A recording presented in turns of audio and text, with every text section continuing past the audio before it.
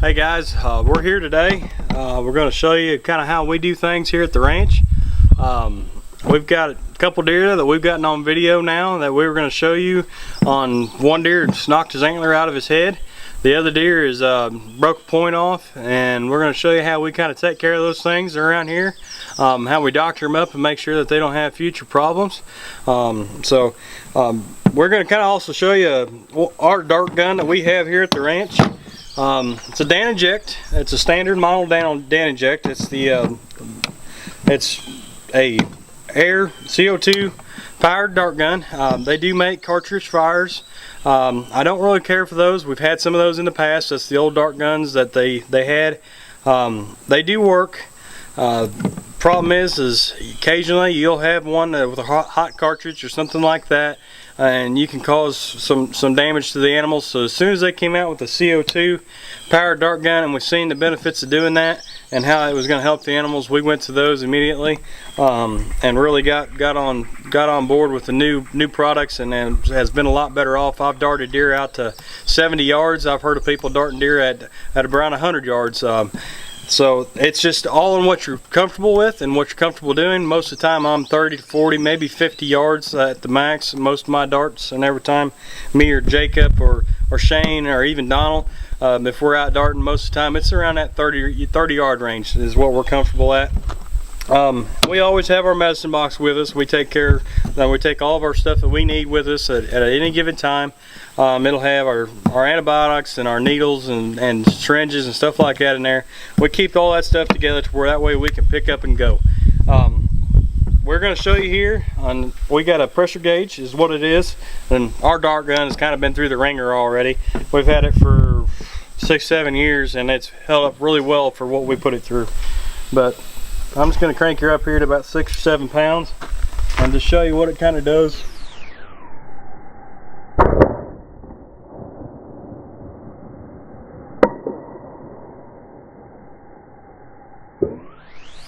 That was an old dart that we had here, so I'm just shooting it out there for y'all and kind of letting you see how they kind of work. Alright guys, we're here today. We've had I've got my son with me. Come here. But we're here today, and we were kind of checking on things and feeding things, weren't we, buddy? And we happened to see a deer up here that had broke his horn, and it's actually broke off in his head, and so it's something that we're going to have to take care of. We'll kind of show you what it looks like and show you what we do. He's just a little yearling buck that we've had, that we were kind of keeping an eye on, just wanted to see what he was going to turn out to be. But we'll kind of show you what we do. Just stay with us. It might be in and out. I'll try to make this video because we're kind of here by ourselves today. But we'll let you know, and we'll kind of show you what's going on, won't we, buddy? All right, let's go. All right, this is the deer that we just knocked out. As you can see here, he has this other horn is broke off right at the skull, inside the skull. He ain't real big. He's not a real big yearling, but that's yearlings.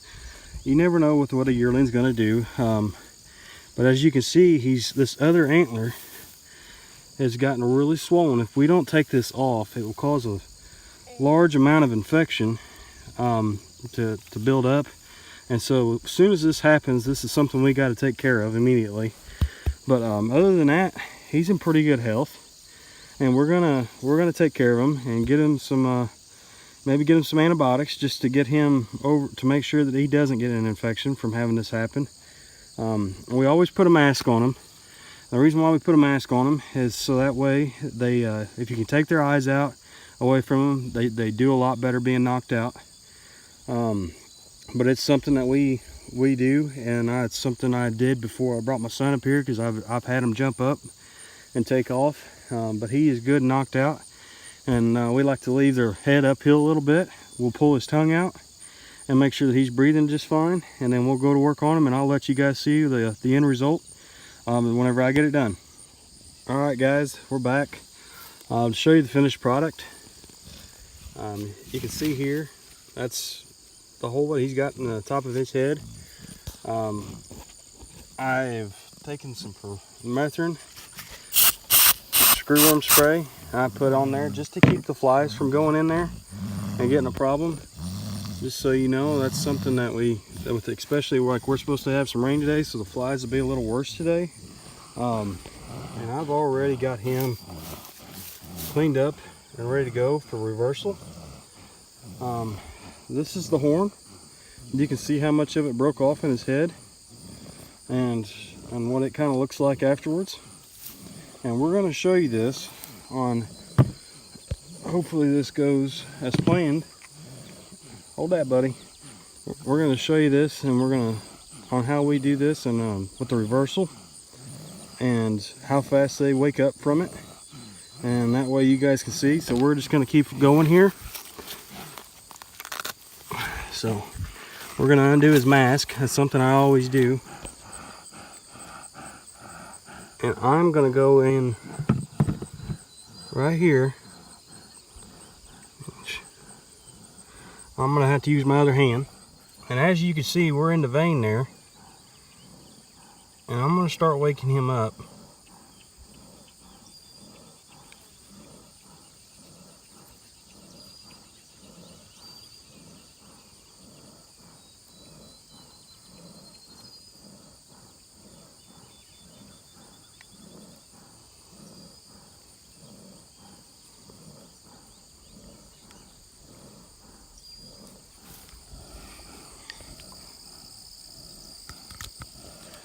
Okay guys, we're going to take the mask off and we're going to step back here. Come on, Easton.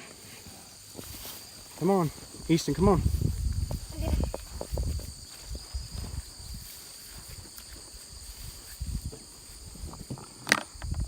Alright. Now guys, it's been just about a minute or so since I started putting that reversal in. And I'm already seeing him starting to blink. His breathing has gotten faster, as you can tell, which means that he's already starting to come around.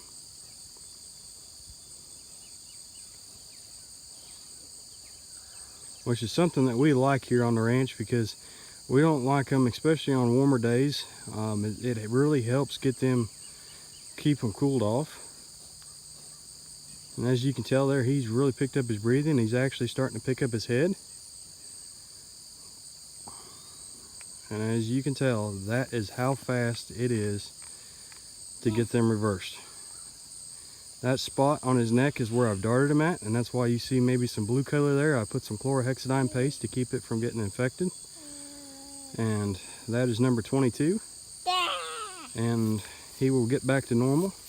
As you can tell, that's from the him just waking up, but we're going to stop this and we're going to get on out of here. Alright guys, we're out here in one of our pens. We're going to be quiet. We got a deer. We just gave some medicine to and knocked him down. This morning we came in and thought his velvet might have a cut in it. We're afraid of infection and things like flies and maggots and things getting in there. So if we remove the little point that is broken off in the velvet, it would be better off for him, it would be better off for us, and his health will be fine when he goes hardhorn. So basically what we're going to do is we've given him some anesthetic. He's going to go out.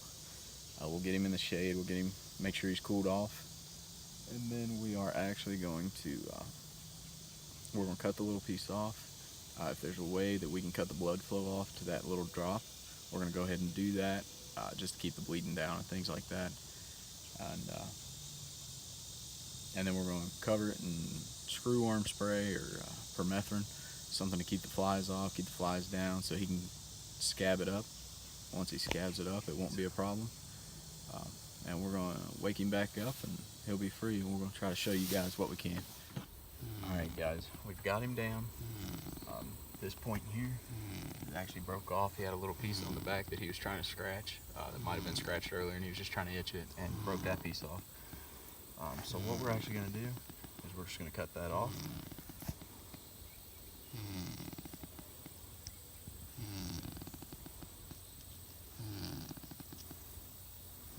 It shouldn't hurt him to cut that off. You can tell he's a pretty good 2-year-old that we got. Hopefully guys, we got him down. We've actually cut the point off already that had broke, and there was actually a little piece that squirted. So what we did is the blood vessel that runs through there, we actually clogged it, and he'll clog the rest of it on his own. He'll quit bleeding. I got some screwworm spray I'm going to spray on there.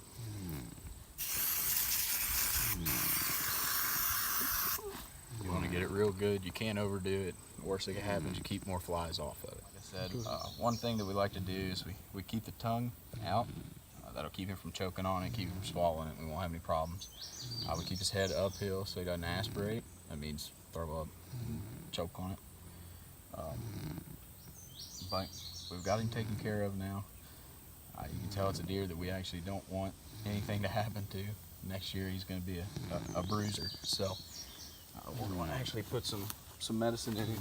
What we've done is we've shaved the back leg where the vein is here, and we put alcohol on it to make sure it's sterile. We're going to put our medicine straight into the vein. We're going to try anyway. It's a big vein, so hopefully we hit it eventually. And you can tell right there I'm in it. I'm going to real slowly put the medicine in there. And then once I do this, I'll take the mask off of him and we'll back off. And he should wake up pretty quick. He'll be back to new. We've only had him down a few minutes, which is really important, especially this time of year, because it's so hot. Just the longer they're out, the worse the heat is on them. Jesus. It's a big one. And you can tell he's out.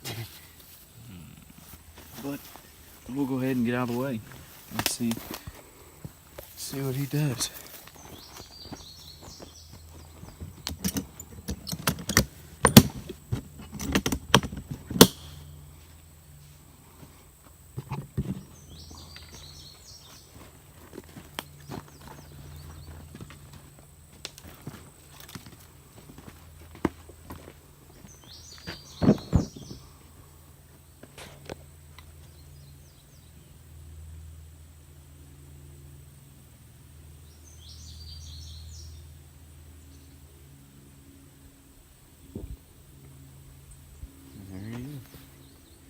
He's going to be a little rigid for a little while, but once he's up on his feet, he'll probably run off since we're standing here. And he'll be good as new in a few minutes.